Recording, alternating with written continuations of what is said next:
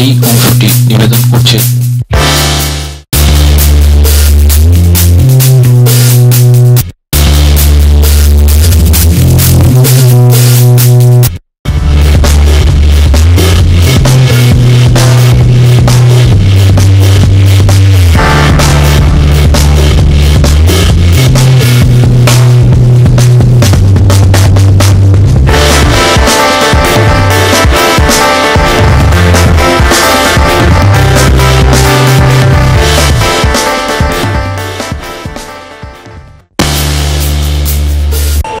উচ্চ জায়গা থেকে আমাদের কাছে নির্দেশ এসছে যে এই কার্নিভাল ইমিডিয়েট আমরা চালু করব এবং কালকে যারা এই ঘটনা ঘটিয়েছেন, যাদের জন্য আমাদের কালকে মেলা বিঘ্নিত হয়েছে, তাদের নামে আমাদের রিপোর্ট করতে নির্দেশ দেওয়া হয়েছে এবং তাদের বিরুদ্ধে পুলিশ প্রশাসন যা তাদের নিয়ম অনুযায়ী ব্যবস্থা তারা নেবে। এই দুটো নির্দেশই আমার কাছে। এইটা বলা যেতে পারে যে রাজ্যের শীর্ষ নেতৃত্বর নির্দেশের পর মেলা আবার পুনরায় চালু হবে। হ্যাঁ, কারণ আমি একটাই অনুরোধ রেখেছিলাম সকলের কাছে যে আমি একটা সিকিউরিটির এখানে আমার কাছে ইস্যু ছিল।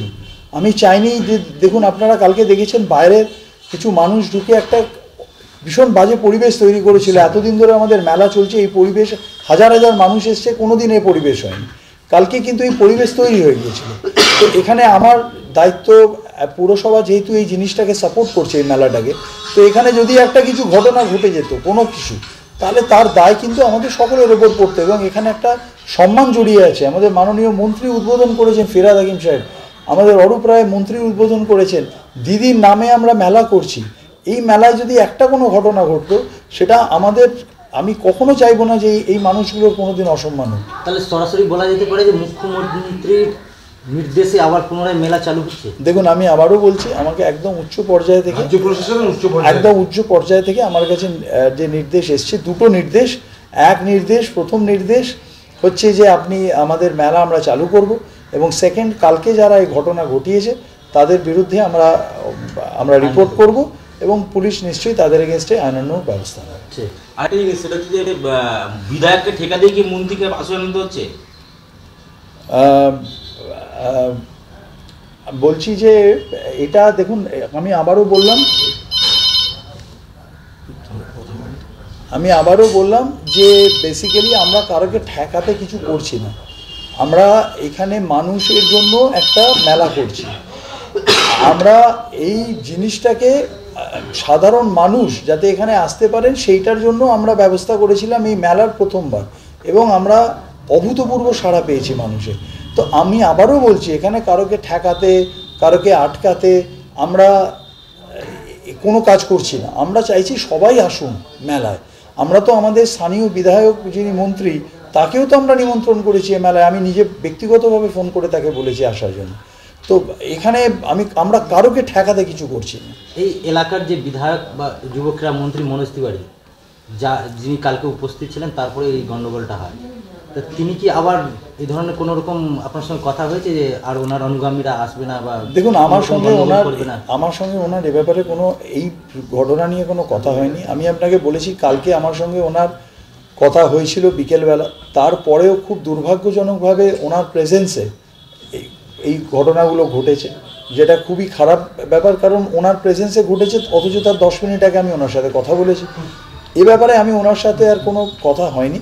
তবে আমি এখানে, এটা সিকিউরিটির ব্যাপার, এটা আইন শৃঙ্খলার ব্যাপার। এখানে আমি আমাদের ওই জন্য জেলার সর্বোচ্চ যিনি আইন শৃঙ্খলার দায়িত্বে রয়েছেন, মাননীয় কমিশনার সাহেব, পুলিশ কমিশনার সাহেব, উনি আমাদের ভরসা দিয়েছেন যে আমরা এই মেলা স্টার্ট করতে পারি, এবং রাজ্য নেতৃত্বের মানে অ্যাডমিনিস্ট্রেশনের শীর্ষ জায়গা থেকে আমাদের কাছে বার্তা এসছে। আমরা সেই জন্য মেলা আজ থেকে, যেরকম মেলা আমাদের চলতো, কার্নিভাল যেভাবে আমরা করেছিলাম, সেইভাবেই কার্নিভাল দুপুর 2টো থেকে রাত 10টা অবধি আমরা। মন্ত্রী নিজে বন্ধ করার, দেখুন, আমি এইসব সিলি কোয়েশ্চেনের উত্তর দিতে চাই না, বাট আমি একটাই কথা বলবো যে ওখানে ওই মেলাটা, আপনারা জানেন, এটা হাওড়া পৌরসভা সাপোর্ট করছে মেলাটাকে। যে কোনো একটা যদি হঠাৎ ঘটনা, আমরা তো প্রিপেয়ার ছিলাম না যে কালকে ওই ধরনের একটা আমাদের স্টাফকে মারা হবে, আমাদেরকে প্রেস কনফারেন্স হতে দেওয়া হবে না। যদি এটা আমরা জানতাম আগে, তাহলে আমার আগে শীর্ষ নেতৃত্বের থেকে আমি অনুমতি নিয়ে রাখতাম যে এটা হলে আমি কি করব। এটা তো একটা হঠাৎ সিচুয়েশন অ্যারাইজ করেছে। সেই সিচুয়েশনটা অ্যারাইজ করেছে, আমার কাছে মনে হয়েছে আমার নিজের সিকিউরিটি সেখানে ইনস্টেক, সেখানে আমি 50,000 লোকের সিকিউরিটির দায়িত্ব কি করে নেব? তো একটা কোনো ঘটনা ঘটলে আমি আবারও রিইটারেট করছি, মেলাটা আমাদের মাননীয় মুখ্যমন্ত্রী মমতা বন্দ্যোপাধ্যায়ের অনুপ্রেরণায় মেলা করছি, আমরা কার্নিভাল করছি। আমাদের মাননীয় মন্ত্রী ফিরহাদ হাকিম সাহেব উদ্বোধন করেছেন, অরূপ রায় উদ্বোধন করেছেন, ডিএম ম্যাডাম, সিপি সাহেব প্রেজেন্ট ছিলেন। সেই মেলায় যদি কালকে একটা কোনো অন্য ঘটনা ঘটে যেত, সেই রেসপন্সিবিলিটি সরাসরি আমাদের ওপর আসতো। তার থেকে বড়, আমাদের যারা এই যে মাননীয় ব্যক্তিদের কথা বলছি, এনাদের নাম কলঙ্কিত হতো। এটা আমি হতে দিতে পারি না। এবং এখানে আমার কালকে ওই মুহূর্তে দাঁড়িয়ে মেলা বন্ধ করা ছাড়া আমার কাছে সেই মুহূর্তে কোনো আলাদা কোনো অপশন ছিল না। এবং এটা আমি সমস্ত জায়গাতে সমস্ত নেতৃত্বকে জানিয়েই কালকে কিন্তু মেলা বন্ধ হয়েছে। আজকে কি পার্কিং নিয়ে সেখানে কোনো ব্যবস্থা থাকবে?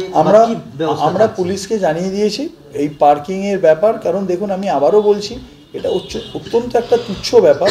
আমি আবারও আমাদের কাছে ইস্যু হচ্ছে একটা কার্নিভাল সুষ্ঠুভাবে চলা। কে পার্কিং করছে এটা আমাদের কাছে ইস্যু না। কিন্তু যদি এটা নিয়ে ইস্যু হয়ে থাকে, যে কথা আমি মাননীয় মন্ত্রীকে আগের দিন বলেছিলাম, যে গতকাল, যে এটা নিয়ে যদি কোনো ইস্যু ওনার থাকে, আমরা বসে কথা বলে এটাকে মেটাতে পারি। এটার জন্য কিছু ধরুন ছেলে, আরও 20-25 জন ছেলে এনে সেখানে একটা অরাজকতার পরিবেশ তৈরি করে আমাদের স্টাফের গায়ে হাত দেওয়ার আমার মনে হয় এটার কোনো প্রয়োজন ছিল। তাহলে আজকে পার্কিংয়ের ব্যবস্থা কে দেখবে? আমরা পুলিশকে দায়িত্ব দিয়ে দিয়েছি। পুলিশ থেকে যেভাবে মনে করবেন ওনারা পার্কিং করবেন। দেখুন, সাবস্ক্রাইব করুন, আর ইউটিউবে প্রতিনিয়ত যোগাযোগ রাখুন বাংলা চাণক্যর সঙ্গে, কারণ খবরের সর্বশেষ তথ্য এরাই আপনাদের দেবে।